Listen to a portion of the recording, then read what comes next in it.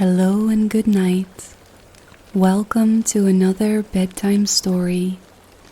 This story is meant to help you sleep or to relax your mind.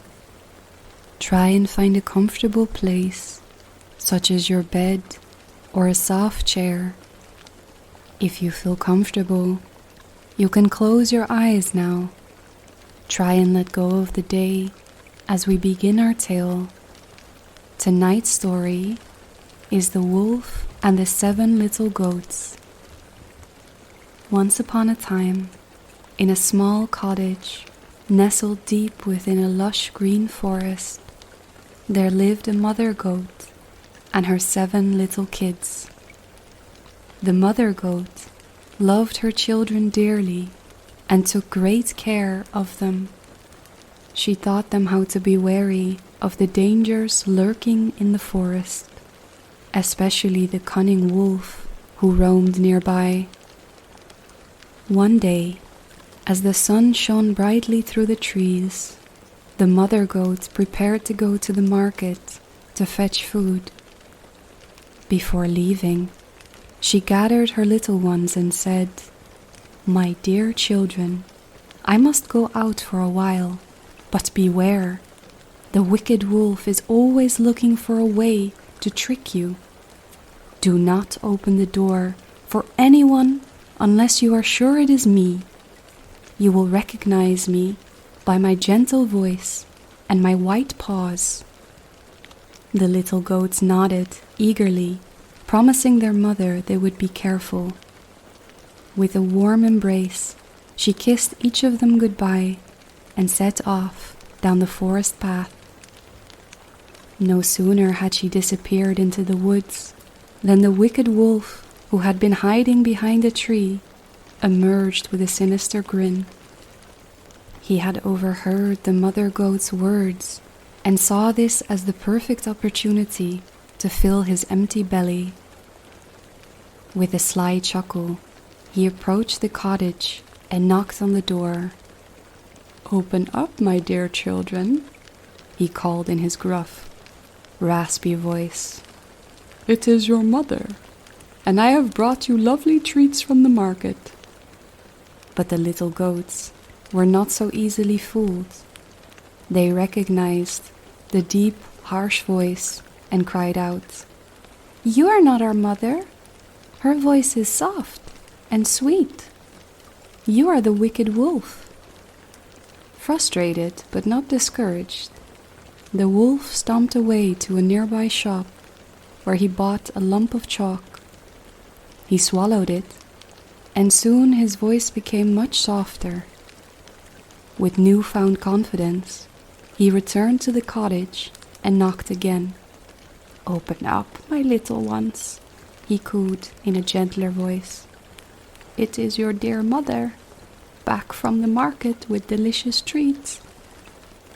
The kids were almost convinced, but the youngest among them peered through the crack of the door and saw the wolf's dark, shaggy paws. "No," he cried, "our mother has white paws. You are the wolf." Snarling with rage, the wolf dashed off to the miller's house. He dipped his paws into a sack of flour until they turned snowy white. Certain that his disguise was now perfect, he returned once more to the little goat's cottage and knocked. "Open the door, my sweet children," he said in his now soft voice. "See my white paws? I am truly your mother." The little goats saw the white paws and, believing it was their mother, unlatched the door. The moment the door creaked open, the wolf pounced inside with a terrible growl.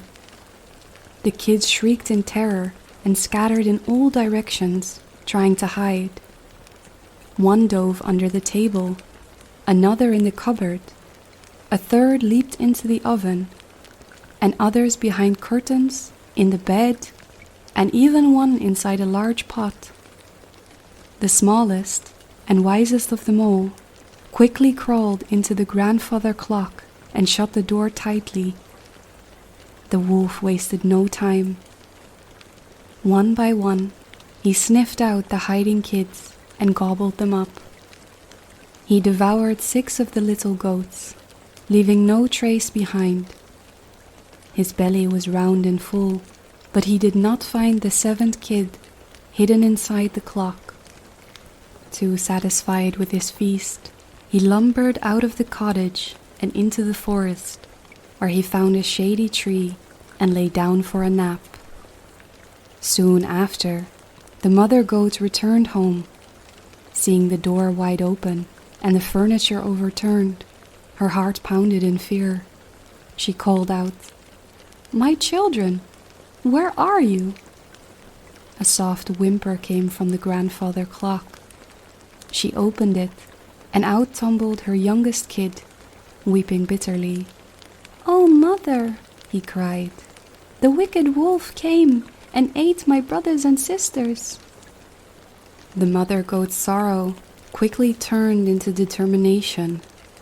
She grabbed a pair of scissors, a needle and thread, and together with her last remaining kid, she set out to find the wolf.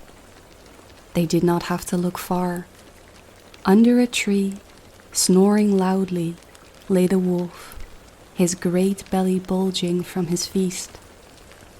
The mother goat carefully crept up to him, and, using her sharp scissors, she snipped open his stomach. To her astonishment, out tumbled her 6 little kids, alive and well. The greedy wolf had swallowed them whole, and they had been trapped inside, but they were unharmed. The mother and her children rejoiced, hugging each other tightly. But she was not done yet. She whispered to her little ones, "Quickly, fetch some heavy stones." The kids gathered large, smooth stones, and, one by one, the mother goat placed them inside the sleeping wolf's belly. Then carefully, she sewed him back up with needle and thread. When their work was done, they quickly retreated and watched from behind a bush. Before long, the wolf stirred. Feeling an incredible thirst, he dragged himself to the well to drink. But as he moved, the stones inside him clattered and weighed him down. Confused and dizzy, he leaned over the well to drink, but the weight of the stones pulled him forward. With a great splash, he tumbled headfirst into the deep water, never to be seen again. The mother goat and her 7 kids danced with joy. They embraced each other, grateful to be safe once more.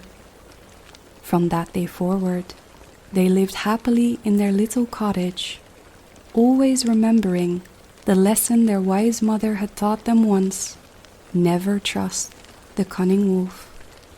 And so, in their peaceful home, surrounded by the beauty of the forest, they lived happily ever after. The end. Thank you for listening to this bedtime story. I hope you enjoyed the tale tonight. If you did, please like the video and subscribe to the channel for more audiobooks and tales to come. Until next time.